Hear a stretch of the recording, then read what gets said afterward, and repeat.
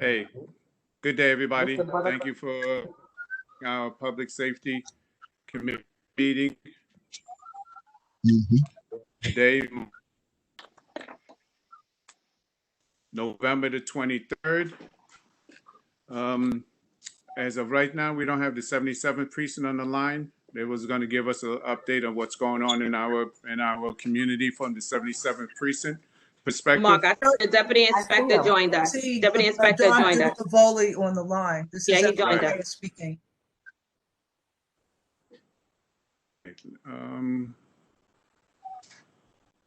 Deputy Inspector, good day. How you doing? good. I'm just trying to figure out how to start my video. Yeah, If you guys want, just go ahead and get started. I'll jump in a minute. I just got back from a job, so I just need a couple of minutes to get set. Okay, sounds good. Yeah, thank you guys for everybody attending. For our agenda today, we're gonna once we get settled down from the deputy inspector, we'll give a brief review of what's going on in our community from the 77th Street, 77th precinct standpoint. But also, what's that's important. But also, what's important is what's going on in the community from us as residents, what we can do to resolve this situation that's going on in our community. And one of the forces that we have is the Save Our Streets Neighbors in Action. We have some representative from that group. We have Lateef Scott and Rashawn Johnson, and also William McKathan is supposed to be joining us shortly. I think William might have just signed on. Yes, I'm here, Mark. Okay, thank you. Deputy Inspector is getting settled in. So what we're gonna do, we're gonna go straight into you guys, and if you can, we'll start off with Lateef. Yes, sir. Just quick introduction of yourself. Just a quick background, and just give us a perspective on what you think is going on and what steps are being done. Okay. Well, my name is Derek Lateef Scott.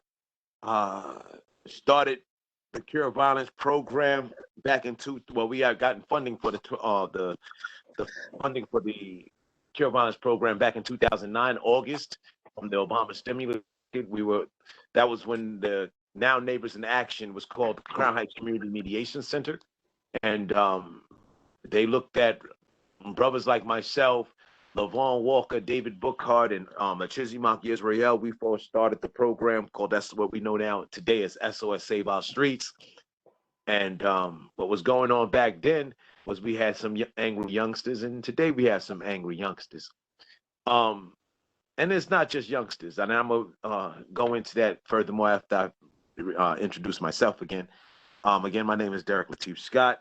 Now I'm I'm the frontline runner for Operation Hood. I founded back in 2016 after I got a lot from our first Cure Violent program, which was called the Save Our Streets program. I started the Operation Hood back in 2016 January, where Coney Island, the same as Crown Heights, the same as Bed-Stuy, they were in an uproar of shootings, and they wanted the Cure Violence site in Coney Island.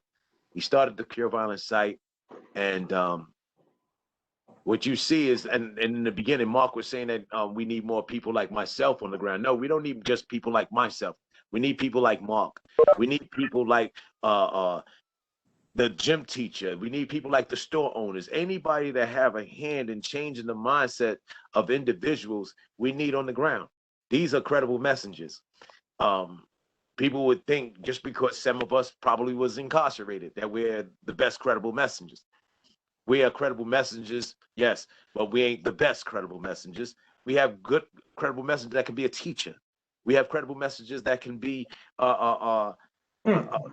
anyone that has a hand in or a mouth to ear of these youngsters. You are considered a credible messenger. What we need is what we started with, the 5 components of the Care Violence program, which was the outreach, faith-based leaders, community mobilization, utilizing public education and law enforcement, which we get data from. These are the 5 core components of the Cure Violence program, and without them, then we can start talking about we can't do anything. But we have this within our neighborhoods. We have the outreach team. After myself, Mr. Williams is going to explain what his outreach team does out there and what they do on the streets and things of that nature in the streets of Crown Heights. Now, with that, the outreach team, they serve as case managers. They have to have 10 to 15 participants that's likely to shoot or get shot because of their high-risk activity. And the job of the outreach worker is to help this participant create alternatives to their lifestyle. Now, I say help because we don't tell them what to do.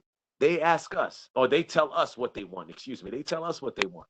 This is the difference between a participant and a client. Clients are mandated. No, they're participants. These are individuals that's likely to shoot or get shot. So they can be part of a gang. They can be part of a crew. They can be just an everyday Joe, but just angry. They're participants, and they see the consistency of the outreach team, so they latch on. When we hire individuals for these positions, we make sure that the community knows who they are. You understand? As I said, I'm going to say that again. We make sure, because it's not about them knowing the community. It's about the community knowing them. So if they're walking around and the community takes to them, hey, how you doing? Or you're talking to this gentleman and this, that, and we see that they have something of substance and somebody's eager to have a conversation with them. These are the ones that are hired to do this position. They go into the Albany houses. They go into the Weeksville houses. They go over there on Kingston and Bergen. They walk around. There's no window for. Say again? Excuse me? Oh, I thought somebody. I think that was accidental. Somebody unmuted. Oh, okay, no problem. But they're in these community and before they're hired, we want to ensure that the community knows who they are. You understand? It's not so important of them knowing the community. It's important that the community knows who they are, that they're credible, that they're not what we will call soft or whatever have you, that they're scary about walking around the neighborhood, because you can't be scared doing this job at all. So we want to ensure that the community knows these individuals and the community respects these individuals. As we move forward with the faith-based leaders, we want the faith-based leaders, whether it be Judaism, Islam, or Christianity, whatever. We want them to start talking from the pulpit about these angry people that we have. They don't have a problem.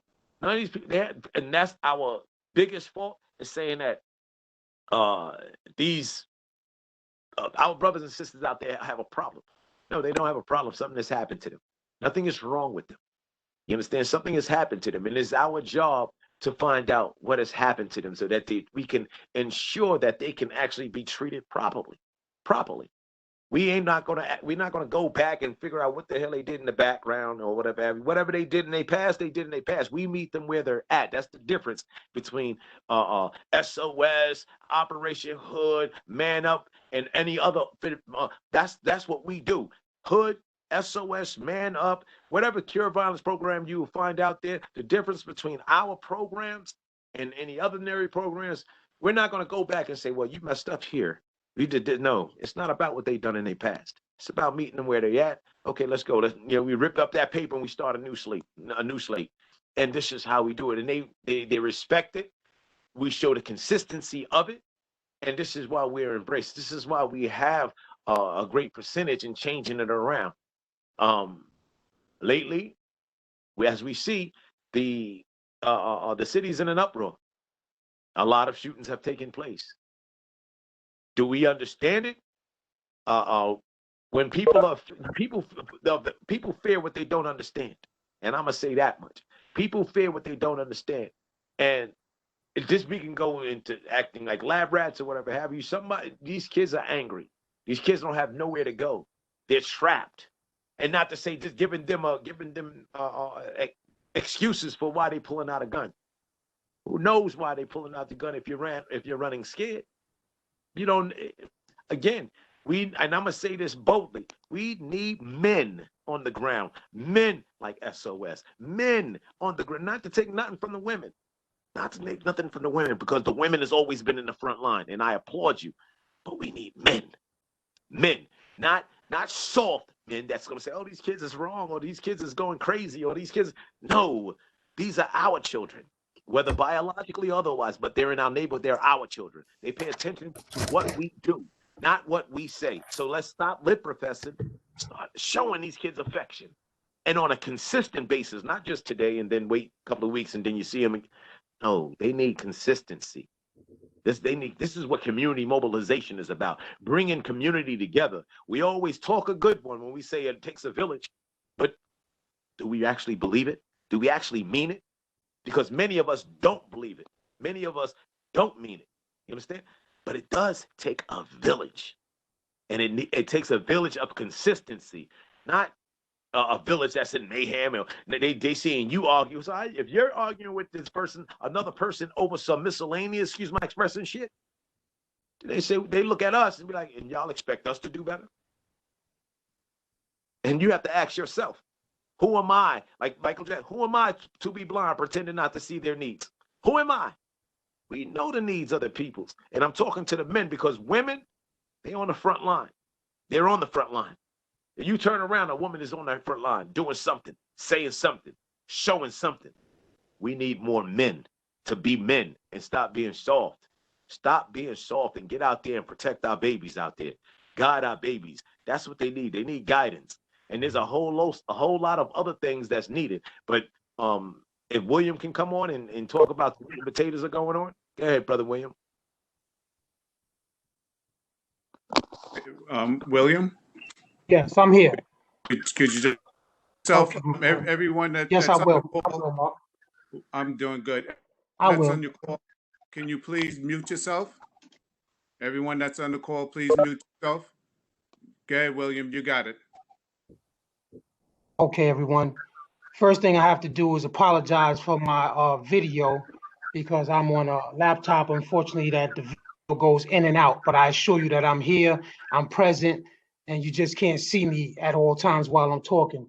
My name is William McKeithen, and I am the Community Engagement Liaison at Save Our Streets Neighbors in Action office at 265 Kingston Avenue, in between Lincoln Place and St. John's Place in Crown Heights. I have been in this position since May 17th of 2019. And what I'm here to report to you about what's taking place in Crown Heights with regard to our work to end violence and end gun violence specifically in our community is that we know that every summer there's an uptick in gun violence in our community in Crown Heights. And if I might do this right now so you can have a better understanding of the work that we do and be able to understand that what I'm saying to you is true about the statistics and the data proving that with SOS in Crown Heights in the area which we canvass. So mind you, we do not canvass the whole Crown Heights, unfortunately, because we do not have that many people that are from the community who can go into the community and establish relationships and work channels to build their relevant social networks to try to end violence, which is one component that we do. But we only cover a 40-block radius in Crown Heights. So when I speak to the work that we do have incidents, and we acknowledge that sometimes something will take place outside of our catchment area, and it will manifest itself within our catchment area. So in other words, to keep it simple, many of us know how things go. Someone will get into an argument somewhere else, and they'll get spotted somewhere different from where they got into an argument. And then the person who is unable to process their emotions and deal with their anger in a proper manner, in a manner in which no one gets hurt, no bodily harm is caused to someone, a shooting takes place. So during COVID-19, prior to COVID-19, every summer there's an uptick in violence. And we know exactly some of the factors that cause this uptick.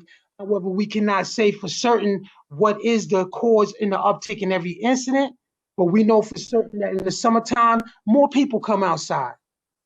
And they're out later than they're usually out later. And they're doing some things that are unhealthy in their behaviors, such as using stimulants, which is, I don't knock anyone for drinking or smoking or whatever they do. But if you're out in the streets and these things are taking place and you're out late at night, is more people congregating than it normally would, people already on some type of substance, their mind is not where it's supposed to be, an incident can take place. So what we've been doing is, soon as we seen the uptick in violence, we started mobilizing in the community. We do what we know as outreach work. We have violence interrupters and outreach workers who participate in what we call community mapping. What I mean by community mapping is not walking around and taking note of the streets that they're on, but getting to know the people in the environments and in the neighborhoods. And in fact, these people who are doing what I'm talking about are from Crown Heights, in the very 40 block radius that we canvass, not patrol, because we're not police officers, we're not public servants. What we are is people who care about the health and wellness of our community and are striving to environment. So we did a peace march on July 14th of 2020, which we believe mobilized the community, got people to think about envisioning their environment and in their space in a different and more productive way, rather than a place in which something can happen where a child can get shot or a child can get beat up and jumped. Envision your neighborhood in a more productive and healthy way. We come out and we talk about it takes a village to raise a child, but the village has to actually be out where the children are at in order to be there to show them the right and the wrongs. And what I want to say is this. There's a myth that's been perpetuated in the media, and it started as early as in the 90s. It's about 25 years old right now. It's referring to our Black youth as super predators in our community. And let us not downgrade or downplay the fact that when a child or a man, whoever shoots a gun in our neighborhood without having the authority, the rightful ownership and legal possession of a firearm, and is not finding themselves in a situation where they feel their life is at jeopardy, they have no right to be shooting a gun. However, these things are taking place in our community. We feel that we came out, anytime we come out and let the community know this is not business as usual. What I mean by business as usual is, unfortunately for our young Black males and females that live in areas that are traditionally what we know as Black enclaves, but unfortunately have turned into some pockets of poverty. When you have poverty, you're going to have underground economies and underground trades and all kinds of things happening because people are going to have to find a way to survive. So we did a peace march. We got people to come out. Our elected officials came out, they spoke. And they let people know, listen, it takes all of us to raise our community and keep our community safe. Let's work together. Let's change the narrative. So we have effective collaboration with a great deal of community partners and organizations in the community. And they come to our office at 256 Kingston Avenue. And when they come there, they will find that there's an opportunity for each and every one of you at any time that you would like to volunteer to help us in the work that we do. Because we use our own money to provide food for the community during this COVID pandemic that we're in right now. And we've been out there providing food. We've been collaborating with the Crown Heights Jewish Community Council, as well as Repair the World. These community-based organizations are helping Neighbors in Actions and SOS deliver food to people, because right now people don't have a job. People are very upset. They're stressed out. There's a lot of trauma going on. When people are hurt, they tend to hurt other people. So what we've been doing throughout this whole past 9 to 10 months here in these streets is canvassing, even when we're not supposed to be canvassing. We've been told not to work, but we love our community so much that we are still out in our community when we're not supposed to, because it takes us to truly heal our community. We're not just a job or a corporation. We're a bunch of caring individuals, just like you all are. And we thank you all for having us here today to give you some insight in what we do and let you know where you can help us. You can help us by volunteering at our office. Get in contact with me. I will give you my contact information, my telephone number to my work cell phone. And I will also give you the Neighbors in Action website, my personal website, so that you can reach out to me should you like to volunteer in the relief efforts and the work that we do. But I would like to say this in closing. No way can we actually ask people to come out into the streets and walk through the neighborhoods that we walk through and try to talk to the kids and the older folks that we know that are out there doing the things that they do and the things they know how to do, which are unhealthy behaviors, because it's not safe for people who are not from those environments to go into those environments and try to tell someone they need to stop doing what they're doing, because not only is it bad for them, it's hurting other people. Like grandmother that got shot by accident on the train in Bedford-Stuyvesant on Fulton Street the other day, which breaks my heart. cannot just go to anyone and try to tell them to stop doing what they're doing. It takes people who are come from the backgrounds that they come from and can speak to them and try to get them to understand, listen, it's time to put the gun down and change your lifestyle. So, thank you so much for giving SOS a chance to speak this evening. Thank you, William. After we respond, you want to put a statement? Question in reference to your 40 block zone. Could you guys identify that area that encompass Crown Heights? Hassan, would you care to speak to that as my supervisor? Yeah, I can speak to that. Let's get my headphones together. I just want to echo the words that say thank you for definitely having us on to have these meetings. Personally, I'm looking forward to having more meetings and having more discussions around what we can do as a community in Crown Heights, but also just throughout Brooklyn and throughout the city. Our catchment area goes from Atlantic Avenue all the way to Eastern Parkway, and then it goes from Kingston all the way to Utica. We often get calls about incidents that happen on Fulton Street. We get calls about incidents that are happening on Ralph Avenue, or calls about incidents that are happening on New York or on Nostrand Avenue. It's quite unfortunate that we're not always able to respond to those calls, because one of the more important things that we do is we think about safety first. And what really helps this work really move it forward and how it really works is really based on relationships. So a lot of times the people who are hired for SOS live in the community, and that's something Lateef definitely spoke to. Familiar faces, people who've lived in the community, people who have turned their lives around, people who have a vested interest in changing their community and helping other people in the community. So oftentimes if we go to another area where we're not from, that can cause incidents and situations that can get out of control. One incident that I could really point to is when there was a young person who got shot and was really killed. It was killed on St. John's and Ralph about maybe 2 weeks ago, or a week ago, and we responded along with other organizations. And while we were out there during the shooting response, a community member raised the window, said, "Get out of this neighborhood. I'm trying to work." It was like 3 in the afternoon. This was 3 o'clock. She said, "I'm trying to work." And we're there to raise awareness in the community about people, being shot. She went as far as to come downstairs with a baseball bat, trying to run us out of the community. But it's fortunate that all of us are trained in conflict resolution and how to de-escalate situations.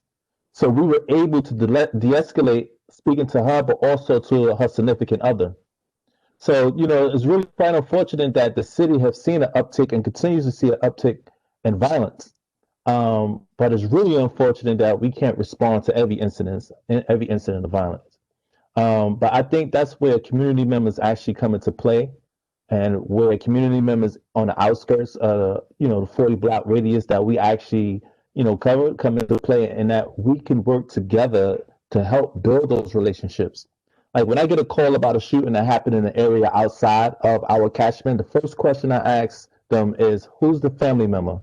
Because I think it's very insensitive to try to send SOS workers to an area to respond to an incident, and we don't even have the name of the victim or the deceased, and we're not connected to the families. So I want to know who's the family, and how can we stand with the family and get services to the family as well, whether they need assistance with burial, or if they really want us to come out there and do a response. So that's something that I actually, try to figure out first. And then the second thing I'm thinking about is safety. I probably didn't give everyone, they can see my name. My name is Rosalind Johnson. I'm Associate Director of Community Safety for the SOS program. I manage a team of about 10 people, so the outreach workers, the violence interrupters that you see out there working to reduce gun violence in the community. I'm the person who work with them and try to strategize around how we can do this more effectively and more efficiently for our community. William spoke to the idea of the 70-year-old who, was shot on the bus. We were out there Saturday at the prayer vigil for her, and she was out there, someone who spoke. You think about the incident that just happened last night when, kids, 7 people shot, 1 murdered, talking about a Sweet 16 party that was happening in Eastern Europe that spilled over into Bed-Stuy. Like, it's Sunday night. Like, what's going on? That these young people were out here and talk about a Sweet 16 party. And also, we're in the midst of a pandemic. So, you know, thinking about all those examples and all of the violence that's happening across the city, as a community-based organization that's working to reduce gun violence, yeah, we got to step it up. We've shifted to do COVID relief work and providing food. We're still out there responding to incidents of violence in our catchment, but we got to step it up and we got to build more relationships with people who are also working towards reducing gun violence in the community. People who aren't considered credible messengers, but are credible because they live in the community and have a vested interest in changing the way that their communities look. We got to look at these quality of life issues and figure out ways in which we can get people employment, get more food to people, to get clothing and housing to people, and be not just solely focused on gun violence, but on a whole gamut of things that actually creates this cycle of violence and make people actually get engaged in incidents of violence because of they have scarce resources and not really connected to stuff. So I'm open to having conversations about that. I'm open to working with people for that to see how we can expand and work together. And again, thank you for having myself, William, and definitely Latif. Latif is definitely a founder. I worked in the Bed-Stuy catchment, one of the catchments that he actually founded. And definitely thank you for having me. Thank you. You know, I thank you guys for all the work that you're doing in the community. You guys are the frontline workers. It's not just your work that's needed. It's needed for the community works that's needed. Every individual needs to be involved with it. We need education. We need activities for the kids. But you guys touched on some words that was extremely important. Consistency.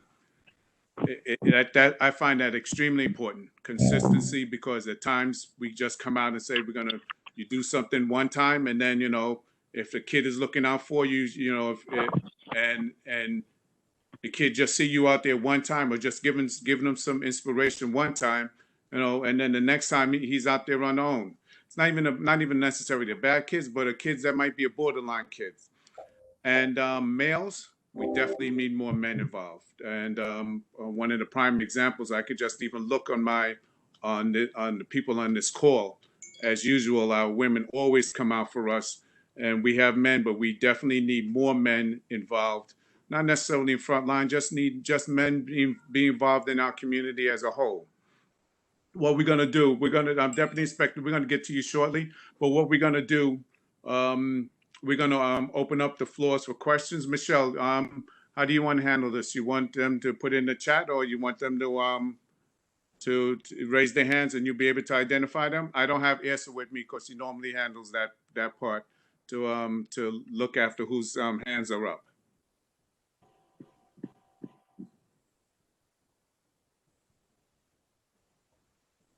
There is a question in the chat already. Okay, Marva, thank you. Mm-hmm. Does SOS work with local precinct, community affairs, local or borough, or the neighborhood community officer? Thank you so much. I'll answer that question. Yes, that is part of my role as community engagement liaison, to connect with the community relations officer at the 77th precinct. Her name is Laverne Green. I've made a lot of attempts, not to put Officer Green on the spot, to connect with Officer Green, and Officer Green hasn't really connected with me, and the times that she does is typically with a police frame of mind. So let me explain something to you. SOS is not anti-police. However, what we do in the community is so sensitive that in order for us to prevent gun violence, which, let me be straight now, the only thing we can actually prevent, and that we do actually prevent, is like retaliatory shootings. We can't be there when a shooting happens. We're not that fortunate. Sometimes our outreach workers and our violence interrupters might know someone who is angry, who feels slighted, and they might turn to them and say, listen, I'm about to do something in the neighborhood because such and such and such, and we're able to intervene then. But for the most part, after a shooting happens, we go into the neighborhood and try to prevent retaliatory shootings and provide counsel to console people who have been traumatized, to speak to people to try to resolve things. So in trying to resolve retaliatory shootings, you cannot let people in the community feel that you are somehow going to start turning people in. Because if you do that, you're not going to be able to stop something from happening. Nobody's even going to talk to you. That doesn't mean that we are in furtherance of criminal activity or we're helping criminal activity. But we can't work with the police department in the way that the police department seems to want us to work with them. And I'm being frank with you. You know, they want us to go and talk to people like they've identified the people in the community. Yo, these guys over here on St. John's, they're doing whatever. And we keep getting calls about them. Could you guys go over there and talk to them? We're talking quality of life things. And that is not what we're out in the community for. But yes, we do go at times and say to people, listen, man, I know you've been living here since you was 3 years old. But right now, could you kind of be cool with all of this hanging out here late at night, popping bottles and doing whatever you're doing? But it's still so delicate because now people start saying, well, you know, you think you the cops or whatever. And, you know, it's like Rasan said, we have to build relationships with people. But yes, we do have a relationship with the 77 Precinct. I usually only see them when I go to CB8 meetings. And I only get a chance. I've introduced myself to the chief.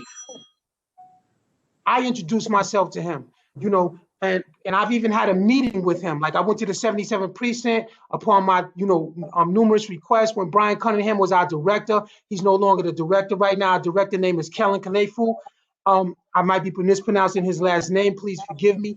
However, I've been to the 77 Precinct and sat down with the chief, with Officer Green, with Pierre Lewis, and we've had discussions. They were fruitful, but I can't truthfully say we have a relationship with them because our work is really different. Yeah, and if I could just add a little more to what William said, one of the ways that we frame it is that NYPD has a job to do, and cure violence workers, we have a job to do, and at no point do we want to have that be a strain, you know, on either side.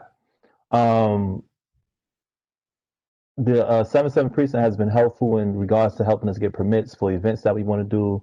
Like he spoke about the peace march that we did. Like we had something that we was doing in response to an uptick in shootings in Crown Heights, and we wanted to do it immediately. So Officer Green and the officers over there were helpful in helping us, you know, get the route approved, how we wanted to march through it. So it certainly helpful in that regard. And mostly people who are on the ground working and who are on the front line, like our outreach workers and our violence interrupters, like we absolutely do not want them to have any contact with law enforcement at any point because their credibility is on the line and they're trying to help the community and get people who have adverse, you know, experiences and reactions to law enforcement. So if they have that type of, you know, relationship with it, we won't be able to resolve a lot of the conflicts that we actually have. So William, you know, as a community engagement liaison, that's his definitely responsibility. And also the director and myself, it would be our responsibility as well to have those meetings and discussions with them. But Lateef definitely spoke about something earlier in that NYPD also provide data as regards to shootings in our catchment or outside our catchment, and it help us really begin to compare the two and see how things are going up and going down and where and what areas we really need to target. So that's how it is really based in that regard. Okay. Do we have any more questions in the chat, Martha?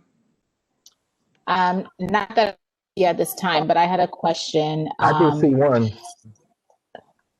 It says, "Have you guys reached out to Chief Judith Harris?" Yeah, just to answer that question, we absolutely did. I was on a Zoom meeting with her. This is about maybe a few months ago, like late August, early September. So we definitely have had communications with her in regards to her coming into that new role and everything like that.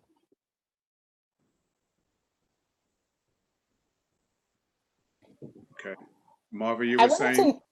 I wanted to know if families are responsive to your efforts, you know, whether they're families of shooting victims, and how has your experience been dealing with families, and is there any need that you think can be made or met by the community board in that regard? So typically, when let me speak about the incidents if someone is shot. We try to connect with the family of a victim, a gunshot wound victim, or even someone who lost their life to gun violence. In a lot of cases, we are successful. We use our clergy action network to be able to reach out to the families in that regard, and our therapeutic staff. Our clergy reach out, and if it's an unfortunate situation where someone lost their life, he reach out with assistance to begin to help people with resources for burying their deceased loved one, but also to provide other assistance in regards to doing funeral services himself. We also try to connect the therapeutic staff. During the summer, we had one incident in Weeksville houses where a 16-year-old was murdered, and we were unable to make contact with the family prior to going out there. But nevertheless, we determined that we'll go out there and do a shooting response. While we were out there and we were closing out the shooting response, someone walked up to me. I didn't know at the time he was asking to speak on the mic. But during our exchange, he told me, he said, "Yo, this is their family. This is, her sister, his brother." And the mother came down, and that was such a powerful moment right there, where the mother, start talking about her son, the deceased son, and how she needed help and how she reached out to different institutions and organizations. So what we were able to do was we were able to connect her to our therapeutic staff, and to be able to provide support in that way as well. So some families are certainly receptive. Others, it's hard to find others. Sometimes you'll find an incident of someone that gets shot inside our catchment who don't live in the catchment. That they'll live somewhere else, like in Brownsville or in Bed-Stuy, and it'd be hard for us really to track down who the family member is of that person. But we certainly have been able to do that. Also, our clergy and our therapeutic staff, they also have something that are called support groups for people who have lost someone to gun violence. Right now it hasn't been running because of the pandemic, but they're looking to try to start back up, once we enter a phase where the pandemic is seem to be leaving, but we see so many cases are going up. But that's something that they provide services to people. And we also do what is called a Night of Remembrance, where we host an event where people will come out and, receive services and get an opportunity. It's like a cathartic moment where people can speak about, the person that they lost, and to connect with others in that regard. So we have been successful in some respects. And if I might add briefly to what Rasan just said and piggyback off of it. So Rasan about a moment when very rare that I've seen in his work, he's been in the work a lot longer than me, when a victim's family member, the child's mother, came outside and spoke. And when she spoke, it was so important, because again, there's a narrative that needs to be changed about violence in the Black community. Because the narrative is that, our young males are just these super predators. Like, they don't care. They have less regard for anyone's life. They don't care about nobody's life, this, that, and the third. And, it just goes on and on and on, where we almost vilifying, these children who don't know the difference between right and wrong, who can't process their emotions properly. And instead of back in the days where I come from, because I'm 58 years old, when you get in a disagreement with somebody, you usually talk about it for a little while. If it can't be resolved, the most thing that's going to happen is somebody's going to have a fist fight, best man win, and then we might end up being friends afterward. But nowadays, these children don't do things like that. They immediately go right to wanting to hurt somebody, rupture flesh with lead. And so it's very important to understand, because when this woman came out, she said, "Listen, I don't want my son being cast as a gangbanger, as all the other negative things that they say about young Black males in the community when these shootings took place. My son had a mental health issue. It hasn't been living with me since he was 5 years old, and comes in and out of my life whenever he's not receiving treatment. I called 3 different government agencies in the city seeking help for him. because he was sleeping out here on the sidewalk where he got murdered at in front of my building, and no one came to help him. We need to change the narrative in order to get this work done. This is why we call it cure violence. We need to see violence as a pandemic, as an epidemic, as a sickness, and find a way to cure it, as opposed to just prosecuting it and looking for ways to just lock people up. And don't get me wrong, because I am a formerly incarcerated man. I went to prison rightfully. I should have been sent to prison, but I turned my life around while I was in prison. Some people have to go to prison. But let's try to reach these kids, these 14 and 16-year-old, before they have to go to prison or before they get shot down in the street. So she was able to change the narrative and show us that all of these shootings taking place in Crown Heights are not just some little bad kids running around with 9mm in their waist. It's traumatic incidents taking place, and people can't process them, and the way they respond to them is with extreme violence, extreme prejudice. Thank you. I want to just add on to that, and I thank you for saying that, Will, because we do have to change the narrative, very much so. When we talk about adverse childhood experiences, I can only revert back to my life. I was being whipped with an extension cord before the age of 5. I mean, bloody. And my stepdad, at that time, he was beating me with an extension. I'm talking about blisters hanging off my back. And I recall one time my mother was going to nurse my wounds, and he grabbed her by the hair and said, "Let that nigga bleed." You understand? Beating my mama up. I'm the eldest of 7 children. My mother had me at the age of 15. You understand? She had 7 children before the age of 30. You know, me being the eldest when my stepdad left, I'm 11 years old. And mind you, before he left, I was 8 years old when I was molested for a whole day by his brother. Didn't want to write to know. I didn't talk to my mother. Didn't say much to my mother because I was thinking I was protecting my mother. Because if I said something to my mom's, my stepdad would have probably beat her ass and beat my ass because I'm talking about his brother. You understand? So, and I haven't seen that man since that day, that dreadful day, whatever it was. All I know that I was 8 years old and never seen him again, but was very, very, very angry and started doing a whole lot of crazy shit in the street and being very promiscuous because I'm trying to prove to myself, because I'm a young man that's been molested by a man, thinking that I'm not a fucking homosexual. I'm not a homosexual. And I'm being very promiscuous with women and all these other things and blah, blah, blah. Started robbing drug dealers, got in the shootouts, got sent away. And for myself, I had to realize, why am I so angry? I'm angry at my mother. I'm angry with this. I'm angry with that. I'm angry with my mother, for one, because I felt that if she would have let this dude go a long time ago before, I would have never been molested. And for me to think that way, and my mother being abused, I would have to think about the lady that raised her. Then I would have to think about the lady that raised her. And I'm thinking all these things. So I'm thinking about too much about yesterday. You understand? And then even the question for those of us that believe in a higher power, why would my higher power allow this shit to happen to me? These are the things that was ailing me as a young man. Why would I have to go through all this? Why do I have to go through this? And it wasn't until, let me tell you something. It wasn't until I started telling my story more when I came home that I realized that I'm here to, I can tell my story and save another. You understand? And tell my story to save it. And I've, how many people, when I was telling my story, how many young kids came forward and was like, "Can I talk to you?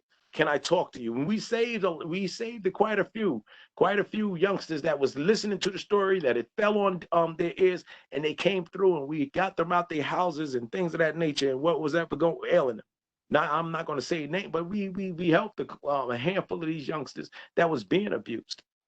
But that's not the whole fact remains it, because there's a lot of them that's not talking, that are out there pulling the trigger, that are out there beating up people, that are out there with gangs. Why? Because they finding more love in the comfort of of street gangs as opposed to the comfort of their own home. And so the question is, what has happened? Let's have this conversation. The question is, sometimes a cure violence site cannot just do it alone. So we have partners. We have what we call social workers on deck that have an understanding, that shows empathy, that's helping these youngsters out of the mishappenings that's in their life. And we continue, it just doesn't stop there. We have to have these conversations on a continuum so that these youngsters can have something of substance to say that somebody cares. Because truthfully, there were some few people that cared in my life, but I didn't pay attention to the signs. I didn't pay attention to the signs. When I paid attention to the signs, I was locked up. I was locked up, away, and trying to still incarcerated. I was trying to just do it myself, and I cannot do it myself. I need people to help. People need people. The scripture, and I'm not a religious man, but the scriptures say that man sharpens man as iron sharpens iron. So and for me to embrace that scripture is to say that we all need somebody. We all need somebody, and that's what's going on with these. We keep saying young, but all of them ain't the youngsters that are shooting. But these are older people that are angry as well. People just don't, for some reason, doesn't know how to actually open up and say, listen, I'm hurting. I heard the brother say, hurt people, and that is real. They're hurting, and they don't know how to react to it or respond to it and say, listen, I am hurting. Some of them don't even recognize the back door. So they have to go through that front door. Why? Because the streets is watching. I'm not going through that back door. I'm not hiding. I'm not doing this. The streets is watching. So we have to show just cause and say, yes, the streets are watching. And so are you. So what are you going to do? This is not about what do you care about yourself? How do you care about yourself? How do you have self-care? Who helps? I'm going to use my name. Who helps Derek? Who helps Rasan? Who helps William? Who helps you? Because somebody helps us. I sharpen myself on another person. The next person will sharpen, and it's a chain reaction. We sharpen each other so that we can actually get out there and help someone else. Because the moment we think that we do this all by our damn self is the moment we're lost. And this is why these kids, and this is why our communities are in an uproar. We talk about, my favorite is that we talk about Black Lives Matter. Let's talk about it locally. How much do you matter in your life in this community, being a Black person or a person of color living in your community? How much do you matter? How much? And then we ask ourselves, this is a question that we ask ourselves. And then when we get these youngsters and we start talking to them about it, and then they start to open up and they start to have a clear head, because you cannot bring this on spring this on them right away, because they got a whole lot of calamities going on up in here. So once we start to brush it away, and you'll see the change, because they'll say they'll be talking. Wow, I remember when I was in Crown Heights and we did a birthday party for a young gangbanger that was from over on Kingston and Bergen. And he just turned 21. And we put his name on the cake, happy birthday, such and such, and blah, blah, blah. And he started, looking. I'm like, yo, boy, I know you ain't getting ready to cry. What's going on with you? He said, no, lie. I never seen my name on a cake before in my life. And that spoke volumes. That spoke volumes. Here's a dude that always walking around with his pants down saying, yo, lie, what it is, what's cracking with you, what's bloody, all these. But when we got him there and he's up there, got that cake in front, big cake, was saying happy birthday, he started crying, breaking down. This is the people that we're up against. And they're fighting themselves. The biggest fight is within themselves. And if we don't find out immediately, this is what happens when it comes out. And there's a lot of them out there, a lot of them. Question is, who's ready to go for that? Who's ready to be a foot soldier and go out there and have these conversations, have the right conversations, and just be consistent? Because sometimes they ain't gonna just want to talk to you right away. Or they're gonna be like, "What are you here for? You another fly-by-night person?" Mm-hmm. You understand? What are you here for? I remember when we first started SOS, we didn't have no palm cards, no posters. We didn't even have a name yet. We was just having something written on a paper, typed on a paper, saying that a new anti-violent program is coming to Crown Heights and blah, blah, blah. And I remember people over there on St. John's and Kingston, people up on St. John's and Terrell, man, listen, we ain't interested in it. I'm just coming through, and next thing you know, y'all be gone. They didn't know that 11 years later, we're still standing. We're still standing. And he spoke about the 40 square blocks. I remember when we imposed those 40 square blocks in Crown Heights. And the reason why, that was where all the shootings was primarily taking place. When we first started, four of us did from Ralph Avenue to down by the Barclays Center, from Houston Parkway to Atlantic. And it was only four of us. And it was 76 shootings in Crown Heights, 2010, from January to December. There was 76 shootings. And the most of them was in that cluster from Kingston to Utica, from Eastern Parkway to Atlantic. That was the most of the shootings. So that's why we came up with that 40 square blocks radius. And we made things we brought the shootings down. It went in uproar. I don't know what's the percentage now within that target area, within that catchment. But I know that there's been shootings outside of it, inside Kingsborough, the Kingsborough houses, especially down a little further down around by the Nostrand Avenue side and things of that nature. But I know that back then we was holding that thing and holding it down. I think we went from, it was 26 shootings. We went down to 13 shootings, and we went down to 10 shootings. I don't know what's the percentage now, what's going on within that 40 square blocks radius now. But I'm pretty sure that the Crown Heights team, the SOS team, they're doing a good job. But again, to speak up for Rasan, and they can't do it alone. They cannot do it alone. Yeah, definitely so, man. Definitely so. We're gonna run through these questions really quick. Marv, is there more questions out there? There's a lot of questions in the chat. We're gonna try to run through the questions really quick. I mean, we're gonna run through the answers really quick to them.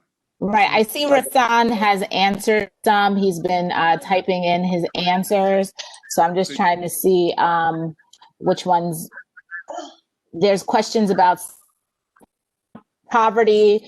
Are the members open to receiving help financially? I know that the website was posted. Can we make contributions via the website? Are you accepting donations for food, housing assistance, anything like that? Yes, I can. If I may briefly, before I give Latif a chance to answer that. Yes, we are accepting assistance financially. Please contact our office. I'm going to give you the telephone number to the office if you don't have it right now. That number is 646-678-2219. And when you contact the SOS office to donate, whether it be food, clothing, or whatever, this is going to be processed the way that it should be, administratively, properly, and documented. But yes, we do need help, and we are accepting financial assistance, food assistance, PPE, toy drives. We're doing it all. So yes, please contact us. Okay, I put it in the chat. The phone number is there in the chat for donations to the SOS office. There's a question from Mr. Green. Do you find organization clashing with the police when responding to a crisis situation? If so, how do you handle it? We do not clash law enforcement, Rasan wrote. They are aware of SOS work in the community. There's a question, is there a liaison with the Brooklyn District Attorney's Office? Yes. I am in contact definitely with a liaison in the Brooklyn District Attorney's Office. In fact, she came to us recently to tell us about a young woman who had found herself in the criminal justice system. And now that she was exonerated, she was actually scared for her life based on other individuals that she had found herself involved with. And they reached out to us, and we're working with them right now to mediate that situation. Sure.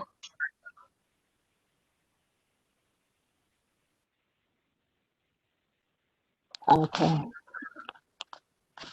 Lots of people offering to volunteer. I see Mr. Johnson also put his email in the chat, so you can scroll through the chat to see his email.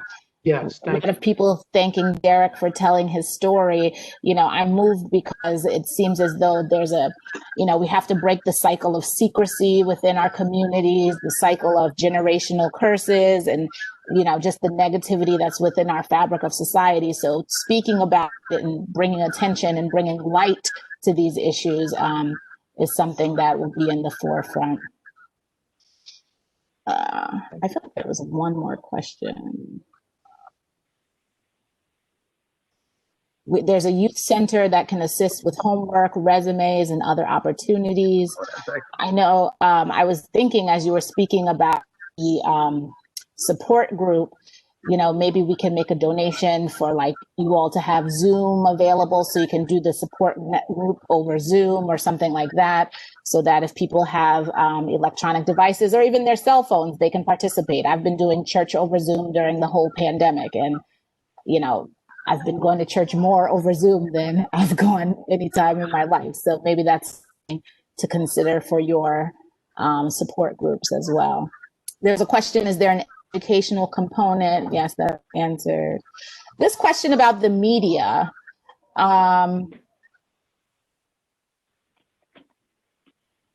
Where is it? I guess they want to know, SOS have support from the media, social, print, or electronic? So if I may answer that. Sure. So SOS is the name of our organization, the program of our organization that works towards reducing gun violence in Crown Heights. But we're also known as Neighbors in Action, which is in many different parts of the city doing many different things. So, to your question, please rephrase it one more time for me so I can answer it properly. I apologize. Do we have, is there media coverage? Thank you. So the media coverage that we do get when we get it typically is like a very small newspaper who only happens to come out of the clear blue sky when there's an excessive amount of shootings in the Black neighborhood. We do not have the type of media coverage that we need, the kind that will, again, reframe shooting incidents in our neighborhoods. We don't have friends in the media, people who will keep this in everybody's in mind, keep it relevant. No, they only come out of the blue woods, out of the clear blue sky whenever there's like an opportunity for them to do like a post-op piece. Like, so they can just talk about, oh, look what happened in the Black community. Somebody was shot 6 times. That's the only time we hear from the media. Right. And even in preparation for this meeting, just Googling the organization, it's kind of like more of a spin of like these ex-cons working in the community and things like that, as opposed to, you know, people who have found healing and looking to foster healing with the youth in our community. So, you know, the media, from what I just Googled, you know, in the last couple of days, hasn't necessarily been friendly to the cure violence efforts. So true. And I think that was pretty much it from the chat. Someone's asking, can NYPD 77th Precinct tweet their positive work with you? Same with the Brooklyn DA's office. Yeah, I will note that we did reach out to the DA's office to see if we could get them to participate in this meeting tonight, and we were not able to get that together. They're offering to come to a future meeting because the DA's office does have some programming available for students, or excuse me, for young people who have been arrested with guns, and getting them social services, educational service, vocational services, and, you know, trying to address their needs so that they do not become further involved in the criminal justice system. So if you guys want a future meeting, we will definitely follow up with the DA's office to see if we can get the representative from their programs here as well. Oh, and for SOS, is there any future for you all to be involved as a, you know, direct programming, maybe with the courts as an alternative to incarceration program? You know, as we talk about generations of people healing, maybe using this as a way to facilitate programming that can help people who are criminal justice involved? Yes, that would be great. We would definitely welcome any referrals with individuals who have found themselves to be court involved. In fact, we do, as a parent corporation, Again, I was, trying to give a little history about SOS developing and our evolution. So our parent corporation is known as Center for Court Innovations. Center for Court Innovations has a strong relationship with New York City courts, in which they work with people from the time of arraignment for minor crimes to prevent these people from having a criminal record that will follow them for the rest of their lives, to deal with incarceration diversion programs. We do all of that. And we welcome anyone that can assist us in connecting us with the district attorney's office, so that I myself can establish that relationship and we can find some people to work with in helping people who find themselves criminally involved not have to go to prison, or once they do find themselves, once they're released, they can come and work with us, and we can just have a healthy relationship in which we're making referrals back and forth to one another and assisting these young folk. I'm looking forward to that meeting with the district attorney's office. Sure, we'll see what we can do. Okay. We have anything else on the question? Princess just wrote, our youths are labeled emotionally disturbed at a young age, medicated early with strong medication, with violent effects. So more a comment about the labeling of our youth and over medication within the community. Yes, thank you so much. And I would like to address that briefly, if I may. So I am very aware of the fact that a great deal of our children have been classified medically as having attention deficit syndrome and a plethora of other mental health diagnoses that they're giving our children. And I'm not one to say that medication is not helpful. However, medication should not be used in every instance. Sometimes when a child appears to be hyperactive and overactive, it's because he or she has a learning curve that just happens to be faster than the rest of the children. So yes, we need to address the fact that a narrative has been written in city policy right now that makes it so that our young Black women and our young Black boys and our young Black girls are being diagnosed with mental health disorders, and medication is being forced on them, and then the medication makes them act violent, or if they have a violent reaction to the medication, because psychotropics can cause all kind of different reactions. We need to address that. We do in fact help a great deal of people that come to our office, because let it be known that we do not only do anti-gun violence work, we do community work.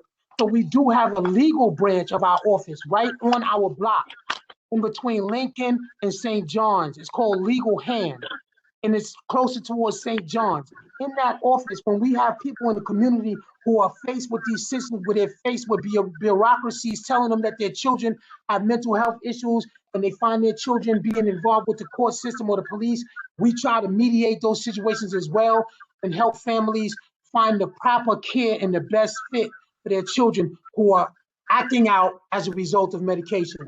So we do that work as well at SOS office. Thank you. You guys provide a lot of services, and it seems like there's a lot of opportunities for the community to come in and volunteer and involved, and even contribute their expertise. If you have experience as a counselor, maybe you could run a group. If you have experience writing resumes, you can help young people with their employment endeavors. So it seems like you're touching all of these areas of people's lives that can lead them to be involved in the criminal justice system. So if we can cure the issues beforehand, I think it'll be great.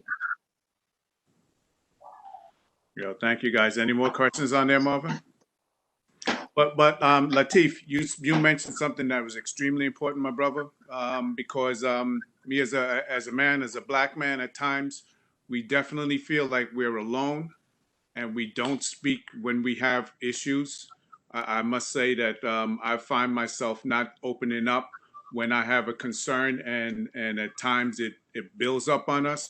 Especially when you're a young man, you don't understand anything that's going on, and you're not opening up, and everything is coming down on you, and you don't have any place to go. It's extremely hard situation. As a grown man, it's hard for me, but imagine what it's like for all of our young kids, our young men that have to deal with this environment that's going on.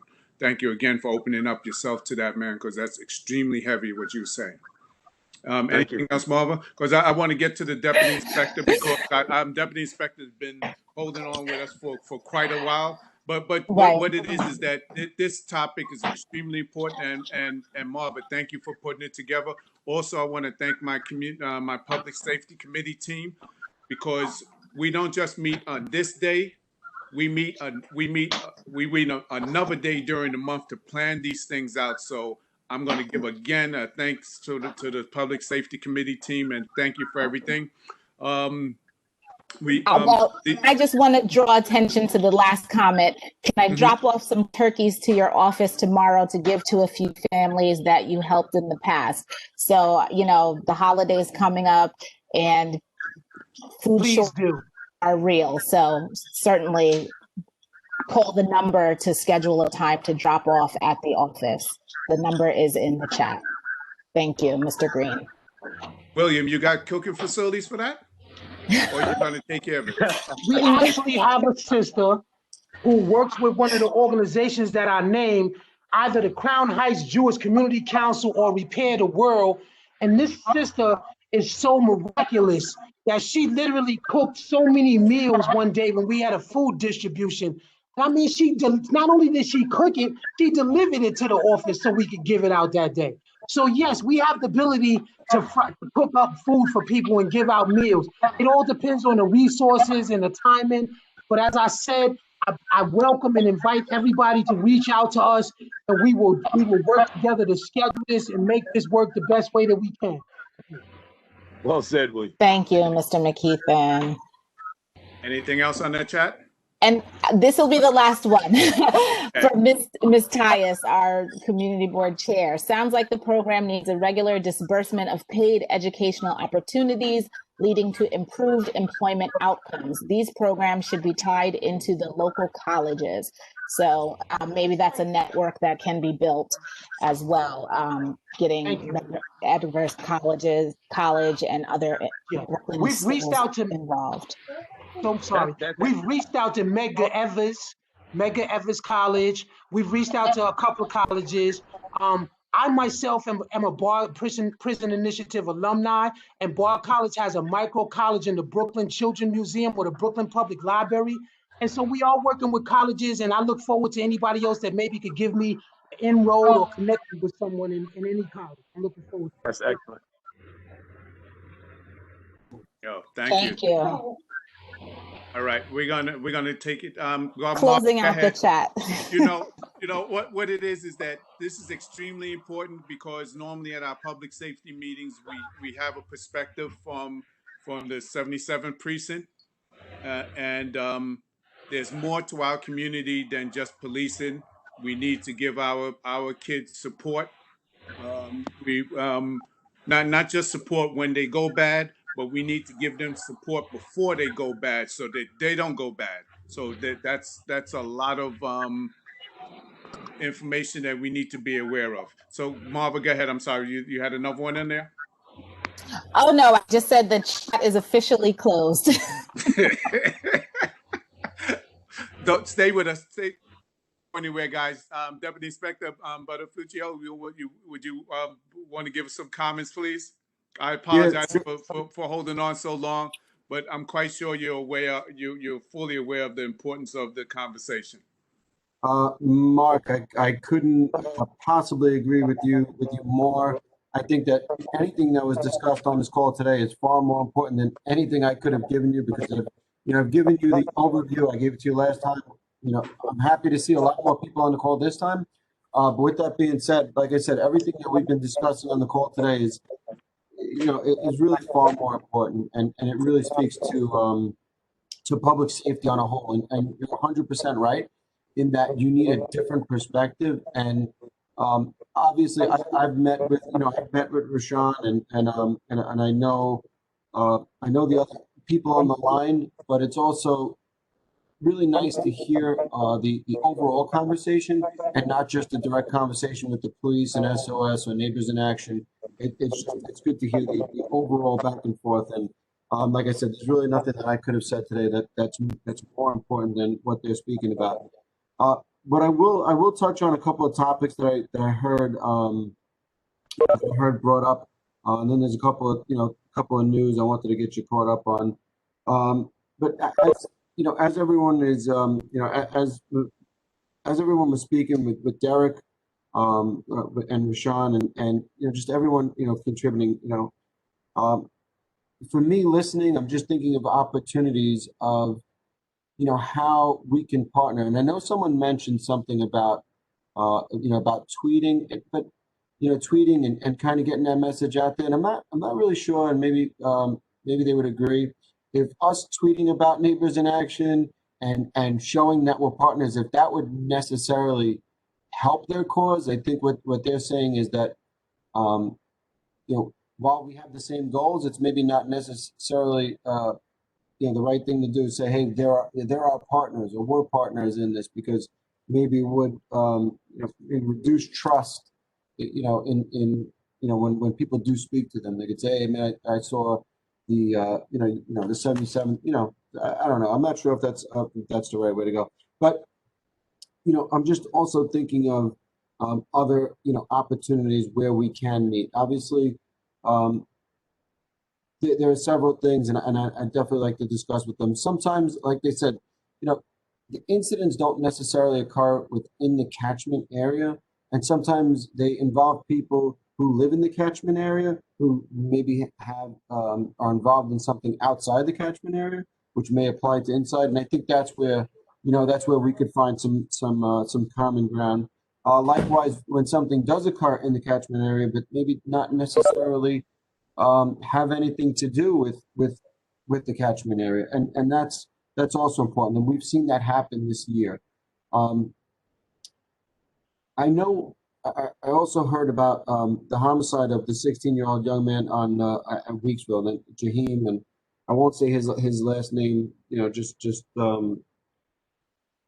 because I don't want to make it, too public if someone doesn't know about it, or if they wouldn't want their family name out there. But I know that Mom had said that she had been to several organizations, and I can tell you, and I can tell everyone on the call, we had tremendous conversation with Mom before this homicide occurred, and we worked very closely with her. And I can tell you that my YCOs, which is our youth coordination officers, they're an offset of the NCOs, the neighborhood coordination officers.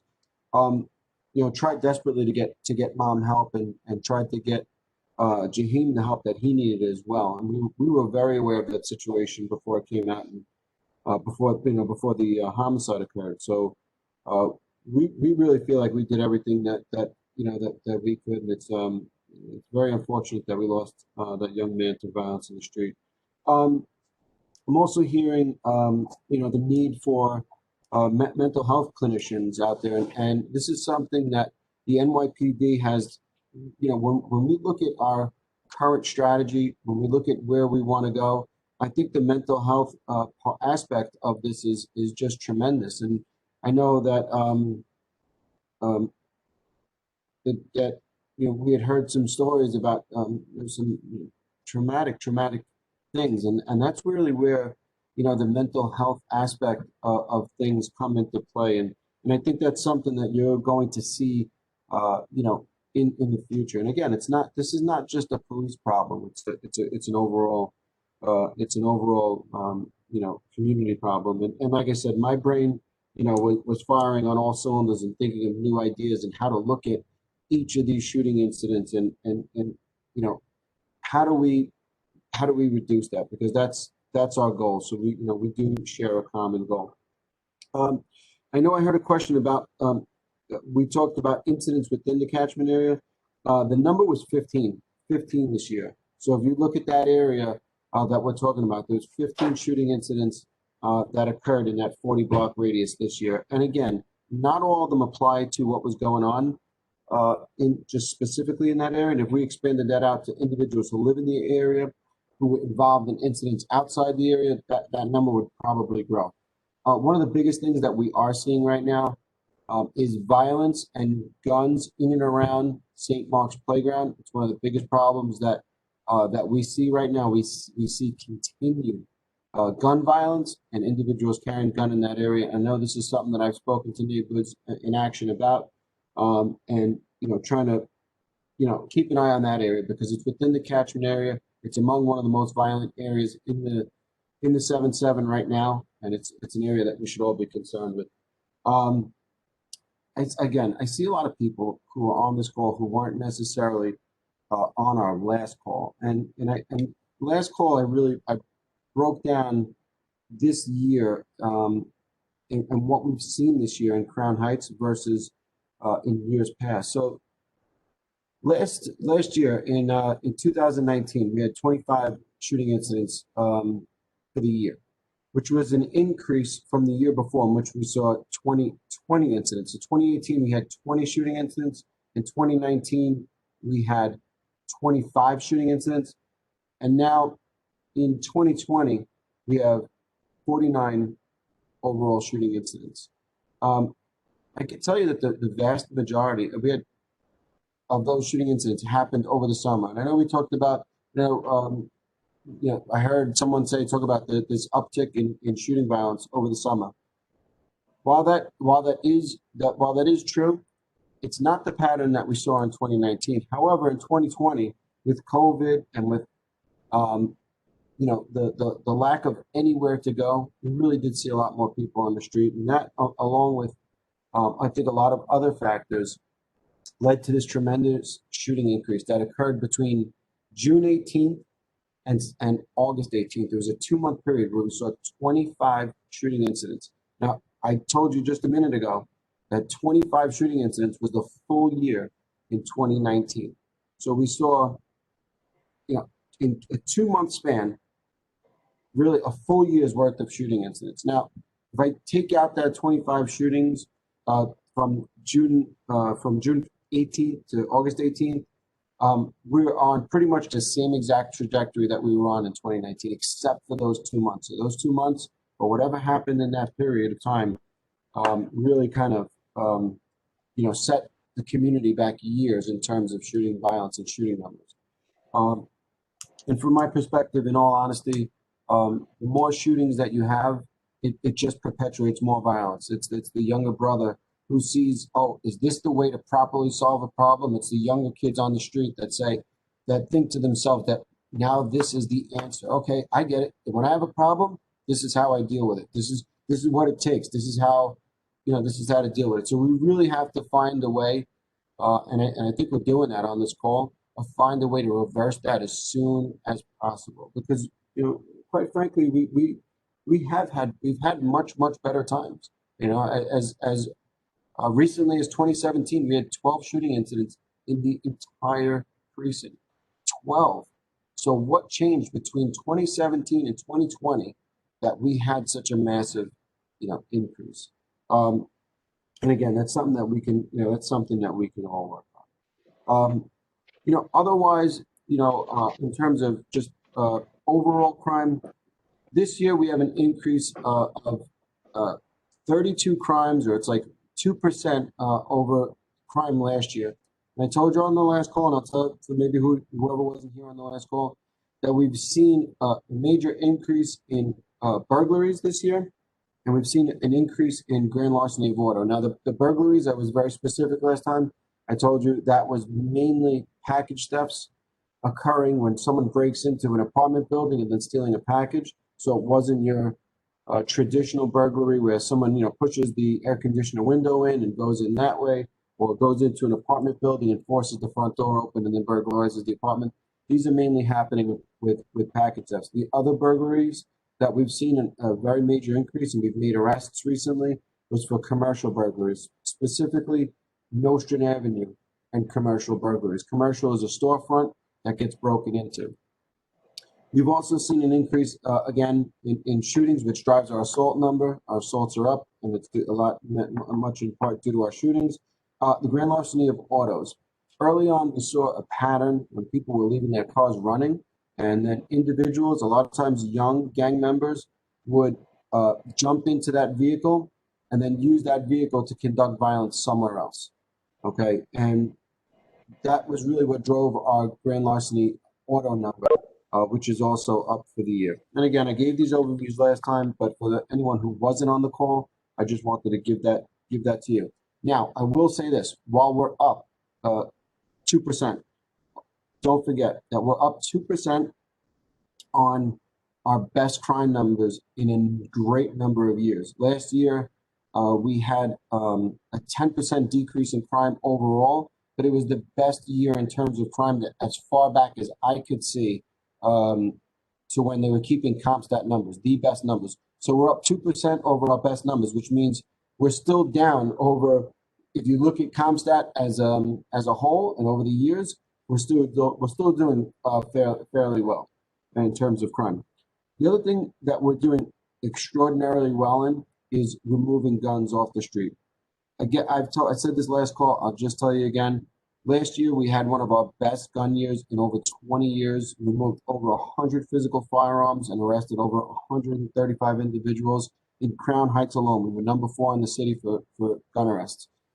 This year, we're doing that. We're doing that all over again. We've equaled the amount of gun arrests that we had last year, and we're again getting guns off the street. Not only are we getting guns off the street in Crown Heights, but we're getting guns off the street wherever our gang members live. So a lot of times they live outside the 7-7 precinct, and we're going to get them where they live also. So we have done a tremendous job of getting guns off the street, and we're fighting this fight of violence on every front. Just a bit of news that I wanted to finish with is that police officer Sasha Pierre is no longer with us. He was transferred to the Chief of Patrol's office. For those of you, I'm sure everyone saw it in the news. We have a new Chief of Patrol, the first female Chief of Patrol, Juanita Holmes. And for those on the call, will recognize the name. Is Inspector Abbasi went with the Chief Holmes, and he is now the executive officer for the Chief of Patrol. So that means he's the number 2 person in the Chief of Patrol's office to Chief Holmes, which is great news for us because obviously we know that Inspector Abbasi knows this command very well, and he was always good to us, and I'm sure he will continue to to help us with resources and everything else that we need here. With that being said, if anyone has questions related to crime that they'd like to ask, I'd certainly open the floor at this time for any questions. Thank you for that update. Some of the people weren't on the call from last week, and some of the people on the call now had some concerns. We're looking at the Lincoln Park area. That was one of the concerns that some of the residents had. We spoke on it last week. Could you give an update on that, and what the steps are being done for the Lincoln Park? Because it was we had some really bad incidents in the park as a whole. Mm-hmm. And Lincoln Park, and excuse me, since we're in the parks, on Lincoln Park and Broward Park. Okay. So Lincoln Terrace Park, obviously we've had 2 horrific incidents this year. One, both of them were homicides. The latter was an innocent victim who had absolutely nothing to do with what was going on in the park. And unfortunately, what we saw again is what we believe young gang members, meeting in the park to fight. And of course, we can't just have a fair fight. Shots ring out, and a completely innocent bystander was killed. In the first homicide of the year, that individual we knew to be in and around some narcotics trade.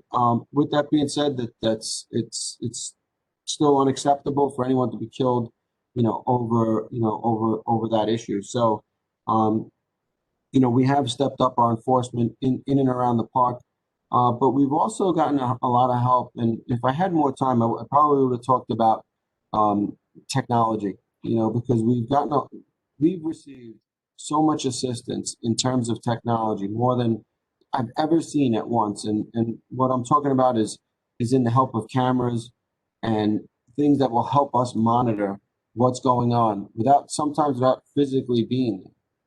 And we've just, I can't tell you how much assistance and how much we've gotten from our overhead commands, from the Brooklyn North Borough, from the Chief of Patrol. We've just had a tremendous amount of resources that have been poured into the community, and they are extremely, extremely helpful.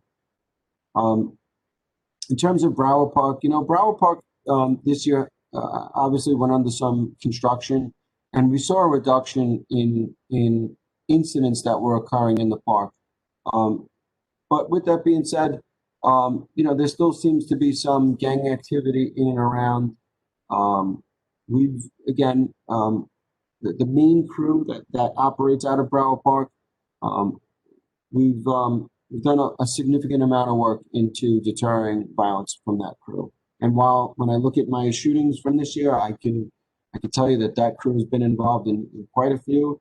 A lot of those individuals are in jail right now, and when we haven't seen the level of violence out of that area. So, we have one quick question that was coming from Diane. mhm. Diane, I see your hands are raised. You want to unmute yourself and ask your question? Yeah, still muted. We can't hear you.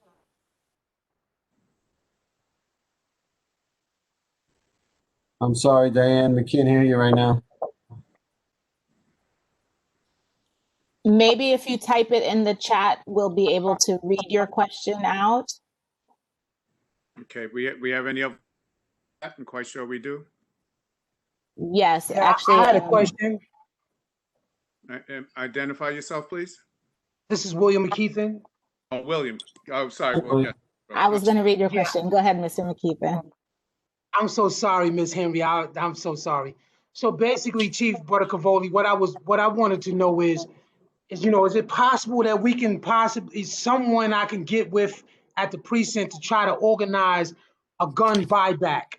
Now, I've never done one before, but I know that clergy is usually involved, is usually a church involved, and definitely the precinct is involved. But I would like to try to create, some venues to give people an opportunity to give their guns up rather than get arrested with them. Because there are some people, not a great deal, that would want to give their gun up. So you know what? It's such a great question, William. Thank you for the question. I appreciate everything you contributed to this call today. I can tell you that Chief Harrison, who's the commanding officer of Patrol Borough Brooklyn North, has also advocated for a gun buyback. So it's something that we could definitely work together on, and find a date, and having you involved, I think will definitely help. And I'll definitely get that idea out there. And like I said, just listening to this call and listening to you all speak, I just think that there's so much opportunity, and for us to and there's so much common ground. So COVID was a tremendous setback in terms of meeting in person. But with that being said, we've also learned new ways to communicate, and this call is an example of that. So maybe we can set up a Zoom call, and I can introduce you to one of my new community affairs officers, Officer Gene Bart, and we can always have Laverne. And if it doesn't work at first, we'll keep trying, and it seems like that's where we're at. To get the correct level of communication between our organizations, and find out where that common ground is, and how we can move forward together and do it the right way.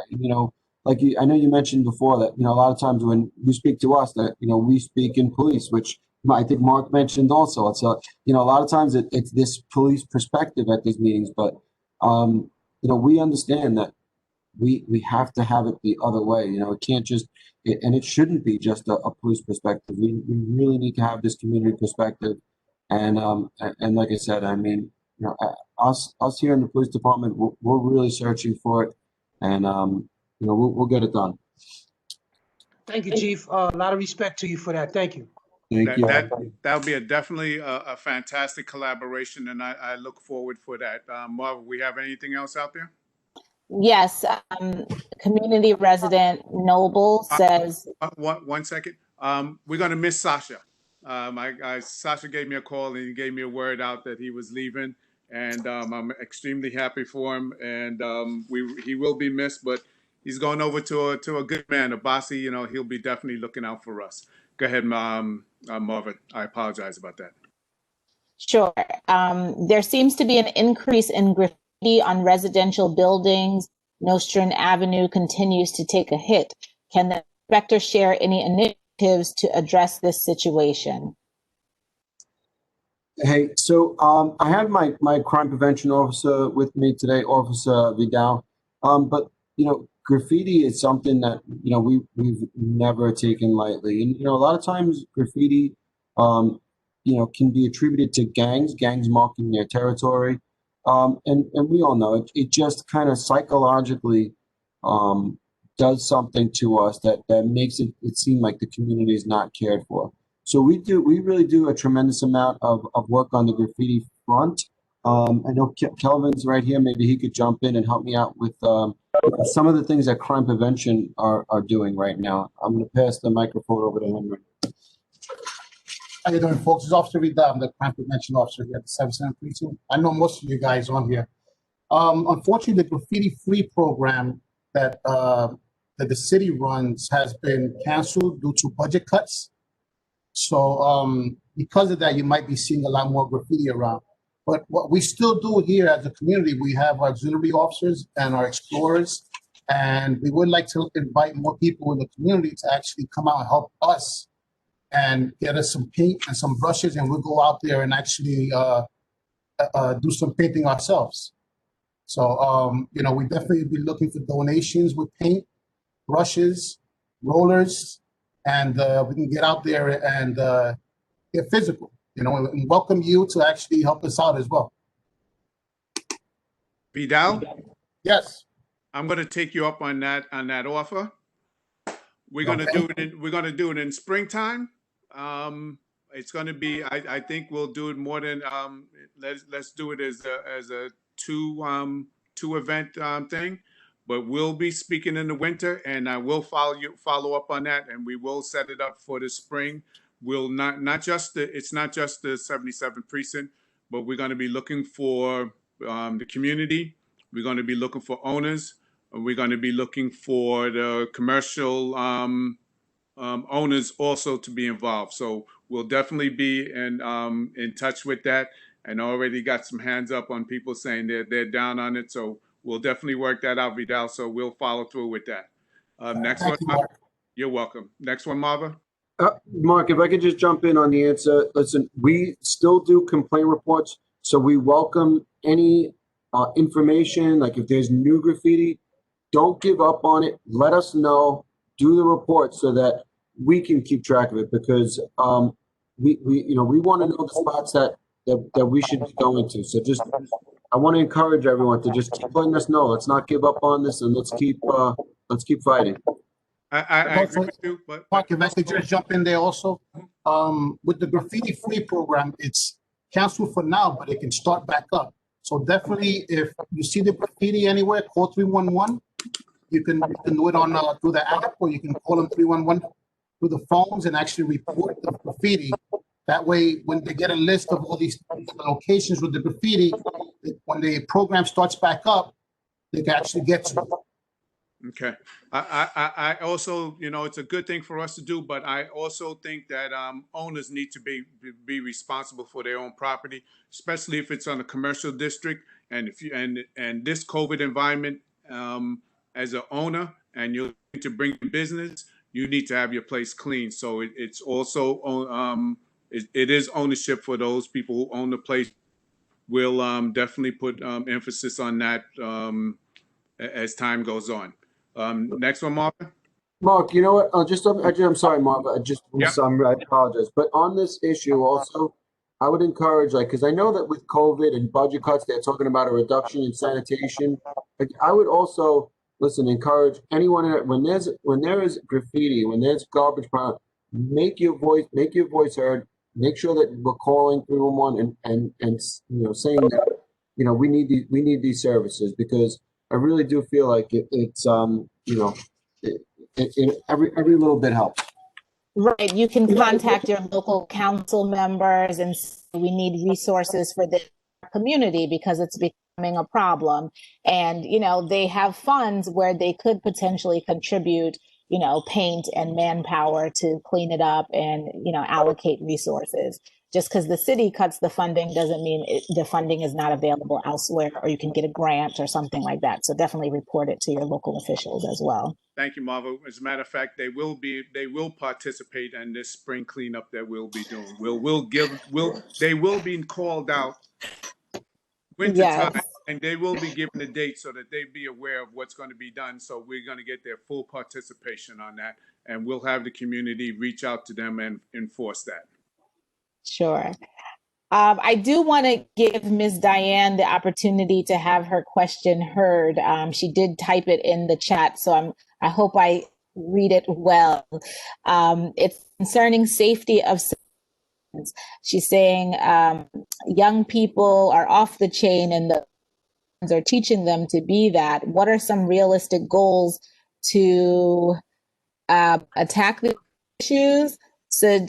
Should certain areas be quartered for visitors, being that they're, and she wishes her mic was working so that she could speak herself. And she's put her contact information in the chat just in case anyone wants to reach her directly. I wonder if I could. So what's some realistic goals to combat? Again, seems like the question is about the general cycle of being involved in violence. One thing that I didn't hear was how sometimes, gang affiliation is passed down from, generation to generation, or, it's not just we're learning from our older siblings, but your brother may have been shot and you're hurt and you're in pain for that. So you might resort to violence. So what is the question? What are we going to do to combat this generational issues? Yeah. I don't know see if the you trying to talk with me. I don't know if the question was for me, but I thought that, Derek, Rashawn, and William really spoke to that more than I could. I think that they're the boots on the ground, that are really at the forefront of that. And I'm happy to see that, and I think you're 100% right, Marva, in that it is generational, and I can tell you that from my perspective, because I see the gang generations and the names change of the gangs, but it is from older brother, father, in some cases grandfather, that we see. So it is generally generational in some cases, and but like I said, I as far as the police goes, look, obviously we're always in the business of stopping gang violence, but how do you stop that mindset? And I think that, like I said, we heard from other people that really have a better answer on that than I can give today. Well, it looks like Lateef and Rasan and William may have left for the night, but I will draw everyone's attention to the chat. They each put their contact information in the chat. You're going to have to scroll through to see it, but those gentlemen did put their information in the chat. There was a question for you, Inspector. Sorry, I'm scrolling. Oh, I see it. I see the Nostrand Avenue question. Is that the one we were going to get to? Because I see there's a question. Ms. Holder, before that, there's a pilot program for social workers to be dispatched instead of police officers. Is there any plan to welcome that into the 77th precinct?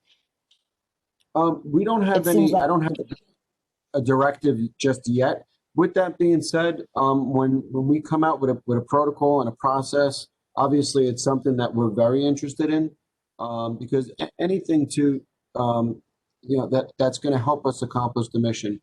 I don't think that I certainly don't feel that I'm the end all be all, or that the police and the department is the only solution. We're always looking for other solutions outside. How could we do it better? Would that is that something that's going to be helpful to us accomplishing our mission? And if it is, then we're all in. And I know there's obviously been a lot of talk about reallocating resources. We would certainly welcome that opportunity to see if that's something that's going to be helpful to to reducing violence, and honestly to just help with the mental health aspect. And I think that's a theme that we're seeing. Overall, it's something that's needed in this community. So the more we can get of it, the better. I think the better we are. Right. There's a question about speeding on Rogers Avenue. I think I tackled this question last time. Just let's all keep it in mind. I'm talking about. Are we talking about speeding in vehicles, or are we talking about the bike speed? Because I know that I've answered the bike question a couple of times. With that being said, we have to point to the fact that the e-bikes were made legal under 25 miles an hour. Was actually made. It was written into law. So those e-bikes, scooters under, I think 20 miles an hour, 20 miles an hour and under, were just legalized just the other day. So I'm not sure. We're talking about speeding in. She in said cars. vehicles. Yeah. Okay. Yes, vehicles.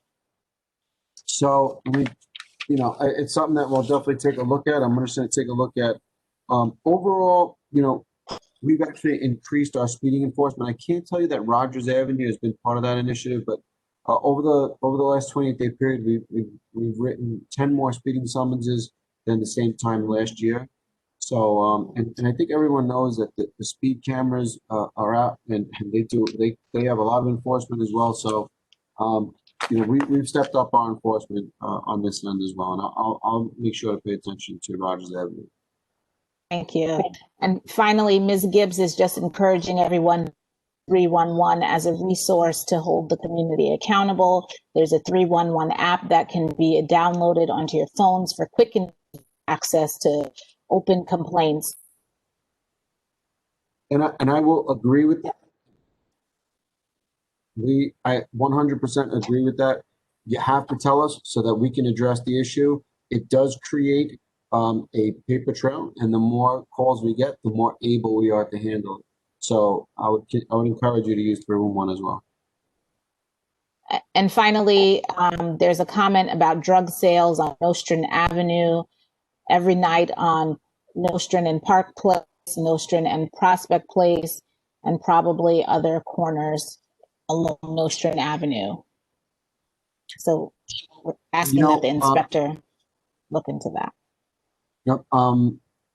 So just to talk about Nostrand Avenue, and I know, again, I spoke about this last call, but we do employ foot posts, which is, I know, something that for years the community was wanting to get back to ever since we, stopped doing Operation Impact, which was having the newly assigned police officers out on foot patrols. We have brought foot patrols back, and we got a tremendous amount of resources from the department over the summer, and it's a summer initiative, but they actually let us keep those resources, and we continue to employ foot posts. You'll also notice that we have had light towers. We do have a light tower right now at Nostrand and Prospect. We've had them at Nostrand and Park in the past, where we know the drug dealers like to hang out. And the light towers are not, they're mechanical, and sometimes they go down. They're not the best piece of equipment because they have to be refueled and they have to be repaired. So they do go down quite often. However, we do put foot posts out in that area, and we've also had a tremendous amount of arrests of those drug dealers at those locations. For us, one of the problems is making sure that the drug dealers are not immediately released, and that there's a little bit of a little bit of a price to pay for doing this to the community. And that's just an issue that we continue to work on. Unfortunately, during COVID, a lot of the narcotics arrests were deferred. We continue to make the arrests, and we continue to advocate for the proper punishment. And final question, we're closing out the chat, Mr. Al Liberd. What time of the day were the incidents by Lincoln Terrace Park, and have the police presence been increased in that area? He's asking because he's in that area. Unfortunately, both of the incidents took place in the daytime. really before 3 p.m. in the afternoon. Both incidents occurred in broad daylight, which is even more alarming. Like I mentioned before, we had a tremendous amount of help in terms of technology, but we also try to have a presence in the parks with uniformed police officers, with the patrol cars being seen. We try to go through the park with our lights on, and we try to just have a presence there. Unfortunately, we do not have the personnel to put like a post within the park, but we do try to hit it on every tour. We try to be visible, every tour in the park. Question in reference to that park. Is that park exclusively for the 77th Precinct Patrol, or you share that park with another precinct? No, it's just us. It's all 77 Precinct. It's ours. Obviously, we're always in conversation with the Parks Department, and they'll help when they can. But with that being said, it's our responsibility, and we don't share that responsibility with anyone else. And there was a question continued from Mr. Liebert. Will the 77th Precinct resume the community council meetings, but virtually? We have. Yeah, the last meeting was November 9th, and it was a Zoom meeting. So, Mr. Liebert, I guess if you get on the right mailing list, you'll be able to get notified of the next meeting. And I'll also, and I want to, because this was a greatly attended meeting in itself. If we have a mailing list that we got the people on this call, we'll certainly invite everyone here to our community council meeting as well. And I did ask Mr. Caldwell, our community council president, to have that meeting in December, even though sometimes we take a break for the holidays. I figured since the meeting is virtual, and we haven't been, since the COVID epidemic, we haven't been doing them normally, to get a sense of normalcy back. I asked him to do the meeting in December, and I would encourage us to have this meeting in December also. I don't think it's too much to ask to get on a call and do the meeting and get those important issues out there. I, for one, certainly don't mind doing it. If if everyone else agrees, I'd be happy to participate in any meeting, even during the holidays. And with that being said, this is obviously Thanksgiving week, so I want to wish everyone a very happy Thanksgiving, even though we're not supposed to be having big celebrations, right? Maybe I just hope that that everyone on the call does have a very blessed holiday, and maybe we can be thankful for it wasn't a great year, but we're here, and, maybe we can be that. Yeah. Thank you very much for participating, Marva. Thank you very much for organizing it. Everyone, thank you for participating on the call. We ran through everything that was in here. It was longer than anticipated, but it was very informative and very constructive. We have an input from neighbors and from our representatives. And I think that's about it. I guess we're going to wrap up about 8:10 on this Monday. And I echoed what the deputy inspector said. Happy Thanksgiving to everyone, and be safe. But deputy inspector, our public safety, we're not going to be meeting in December. I must say the guys have been the crew has been extremely helpful. We've been meeting 2 times a month. But we're going to take, but if anything does come up, we'll definitely reach out to you, and we'll join back in January. I think that's about it. So everyone, have a good Thanksgiving and have a great one. Thank you. Thank you. We're closing Good out. night. Happy holidays, everyone. Thank you very much. This meeting was great. Thank you. This is Heather.